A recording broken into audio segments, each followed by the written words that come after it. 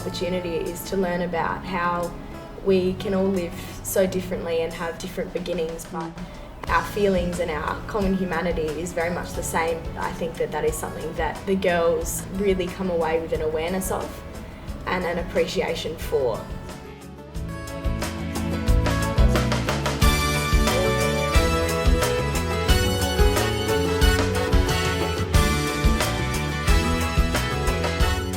From my friends who have gone, they just pretty much can't describe it. They just say, it's amazing. You'd have to go to understand. I've spoken to a lot of the girls who've been up there before, and they say the feeling that you get up there is so undescribable that when you come back, you've almost changed because it's so amazing. They went through a formal process which involved an application. From that, we then held interviews. We needed to know that they already had an existing commitment to justice or community service in some form.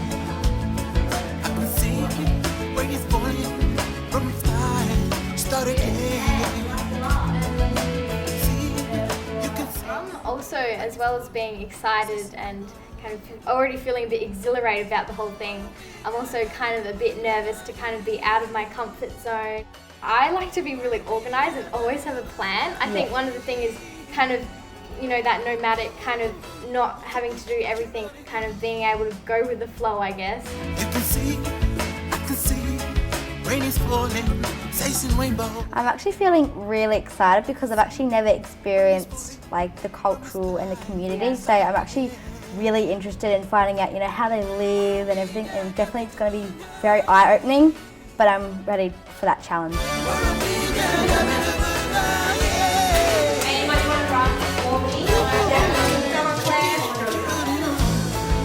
I'm excited, but I don't really know what to expect, which is kind of a bit scary. I think after a week spending time with a different culture, immersing myself in a whole different world, that I'll just feel so different.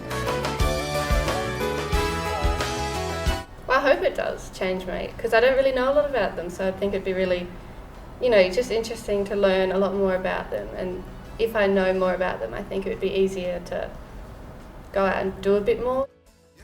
Material objects are, really highly valued, and I would really just like to change that part of myself a bit, and I think going to PIP could really be helpful with that. I first went in 2010, so I was the same age as the girls who were going.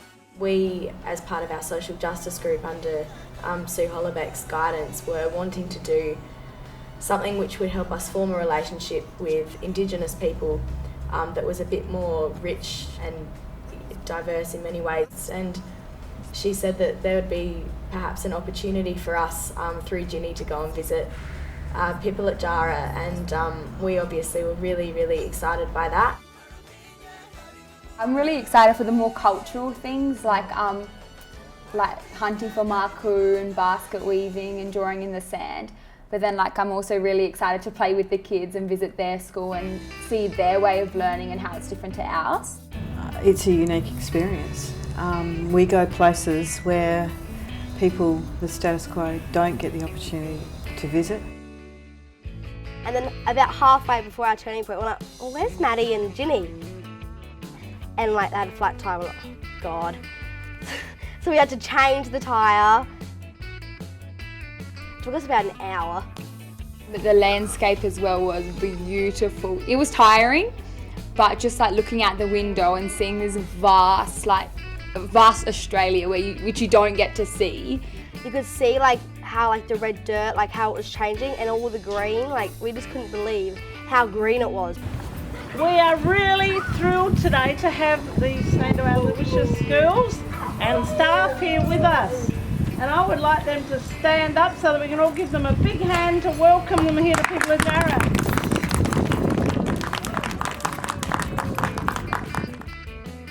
When we came yesterday, they were all so welcoming. They weren't shy. They were just hi. And I'm like, oh, that's good, because we felt welcomed. We felt a part of their community. To get a welcoming like that was just so exhilarating.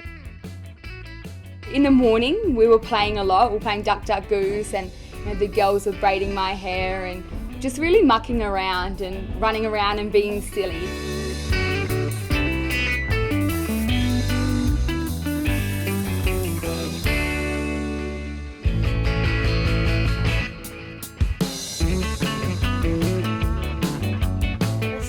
I was just in the preschool, and they're doing a performance on Friday, and they're showing us their performance, and we're reading to them, and we're building blocks with them, and it's just like really cute and exciting.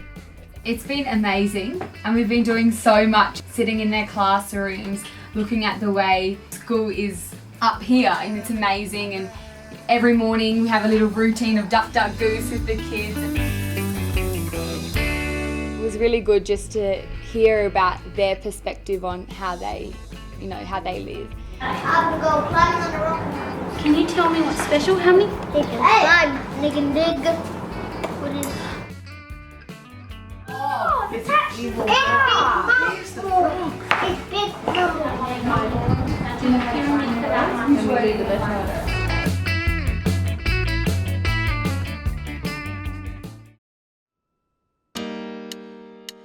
How many days? Harmony Day was a whole morning of celebration of cultural diversity, but in particular the relationships between the Pipalyatjara and the Anangu. Why celebrate it? For different backgrounds. We're going to do activities with our St. Aloysius College people who've come all this way to visit us.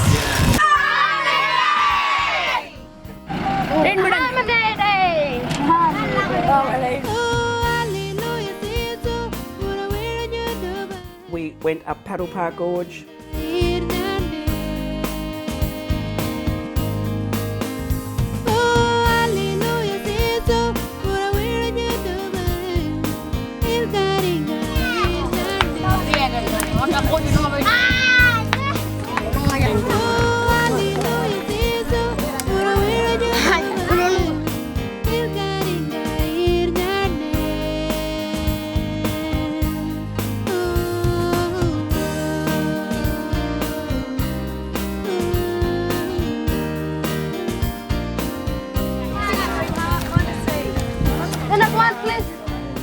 Dolores told the Pipalyatjara story at the very, very special spot where the story talks about.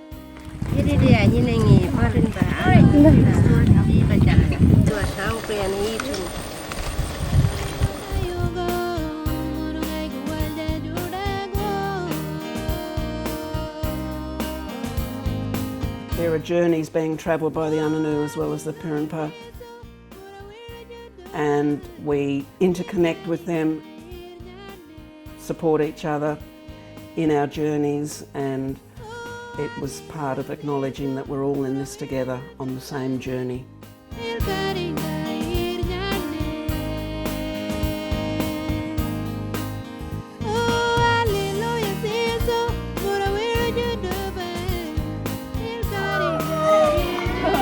And it was coordinated by Rosalie. We had the 6 girls there. There were a number of different activities, and the groups rotated. Nice. Okay, done. Slowly.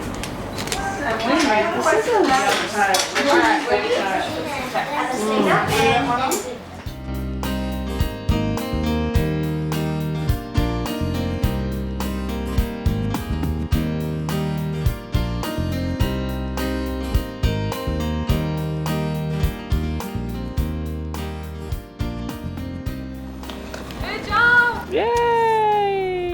And then we've just recently done gum nut painting as well, which was amazing, really complicated, harder than it looks, but that was really fun too, yeah.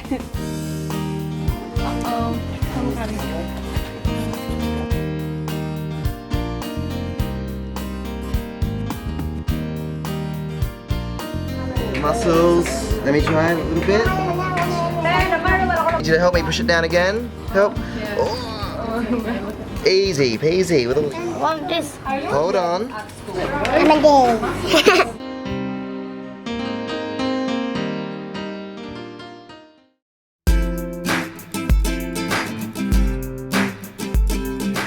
Beauty and makeup was a way to really connect with the senior girls. Like they would do our hair and they would do our makeup. So when we did it together, it really like overcame that language barrier that we had. Relate to them, I think.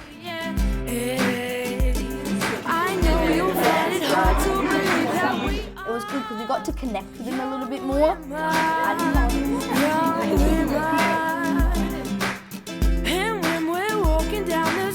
basically all of us dyed our hair, and that was fun. We got freedom. Oh my god. They can dance. They are brilliant. They can dance. I'm like, what? And I just go in there and they've set up this iPad and they're playing this like Chris Brown and they're just standing there and we're all in this video like trying to twerk. I can't twerk. Nah. But they are so Yeah, they just like do. their body movement. To shine, my beautiful sisters, it's time to show them. And the Maku, that was fun.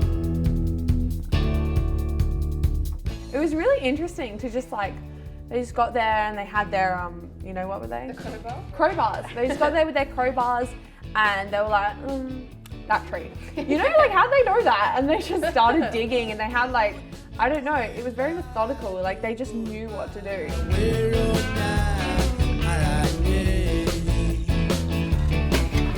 Oh wow.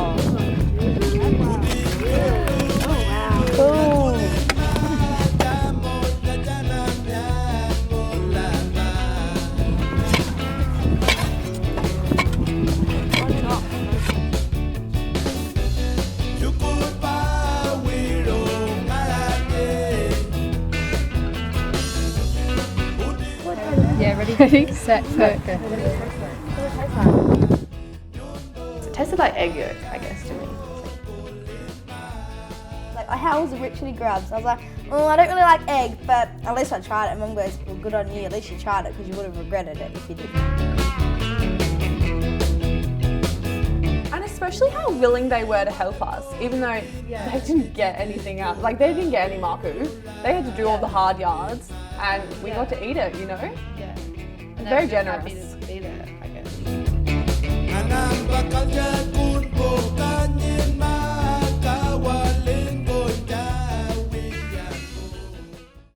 I like told them about how we went into a little art workshop and how there were like 20 dogs. Yeah, I said that as well. Yeah, that was And yeah, everyone was so surprised, like what?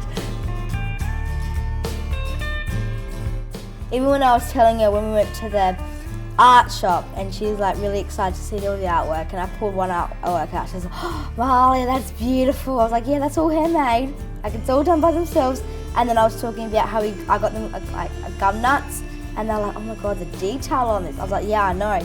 And then I was talking about the dogs and how the lady had like a rolling thing and she goes, Baya, Baya. And we were like, oh, okay.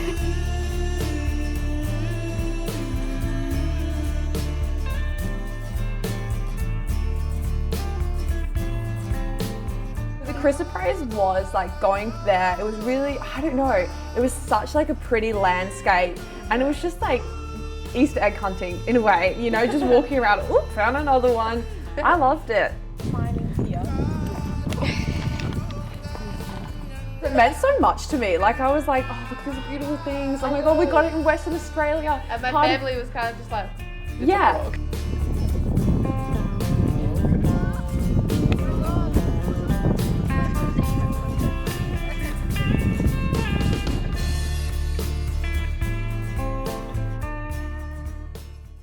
Gosh, it's hard to talk about the highlights of a trip. The one that sticks in my mind is going out to Tillan, very special place, and the girls had no idea what was in store for them.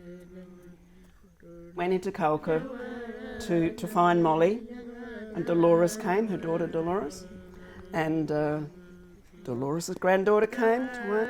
Very lucky to be invited in there to hear the story. Ah, good one. I like that. Not sure. Oh yeah, not 40 years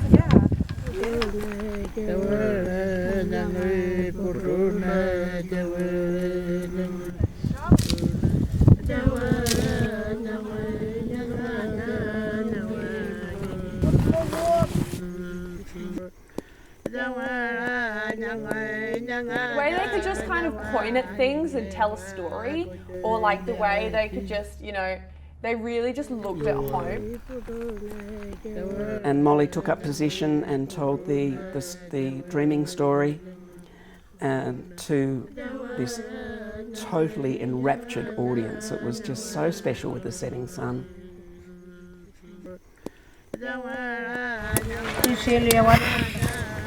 Wadi. Muruda. Muruda. Muruda. Object black hands, the small one. And they was going. That story.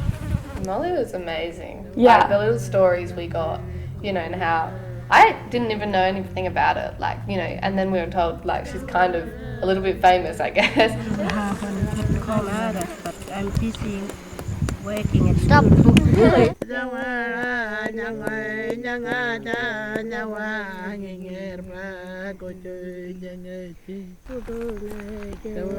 A time to reflect, not just on that spot, but also on the connection that Anangu people have with land.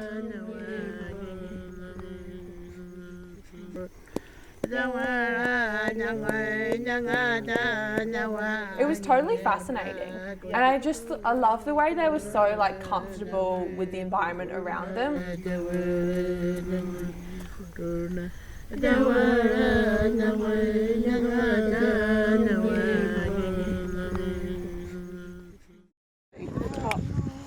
That's it.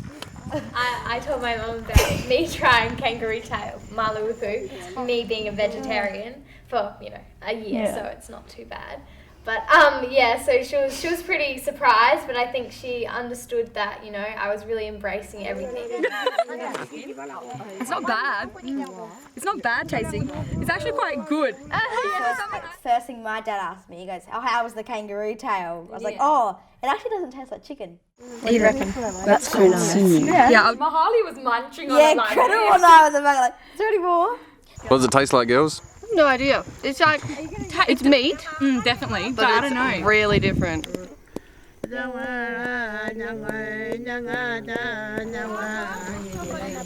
Enjoying that? Yeah. Fantastic.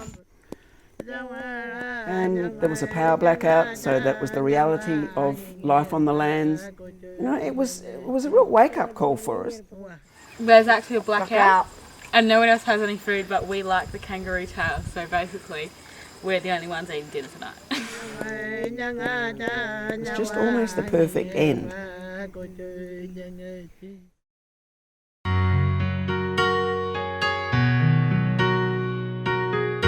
They're encouraged not to isolate this situation as a one-off trip. And they certainly understood about the special qualities of that place and what a privilege it was. They're so happy. Like, you know, we heard a bit of what they go through and they are so happy, like you wouldn't know. And, you know, it's amazing because we kind of realised how little you need to survive happily, I guess. Before I went, I didn't realise how much my mind was cluttered about useless things. Yep. And just something as simple as not having service and Wi-Fi up there was so good. Yeah. And like they were so resilient and so happy all the time, like way happier than most of us really.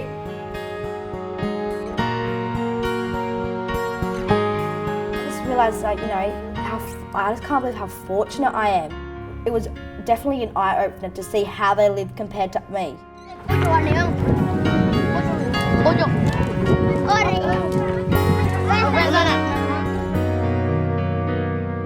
Sort of changed because I realised I wasn't living so much as just looking to the future, looking towards my ATAR and, you know, getting good grades, and I wasn't in the moment and I wasn't really having fun experiences.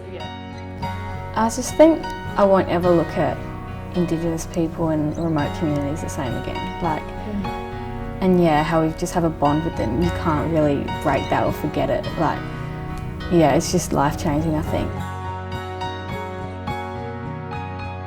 It just completely changed my life in many ways and my perspective. That sharing of welcome and cultural experience is what we offer each other.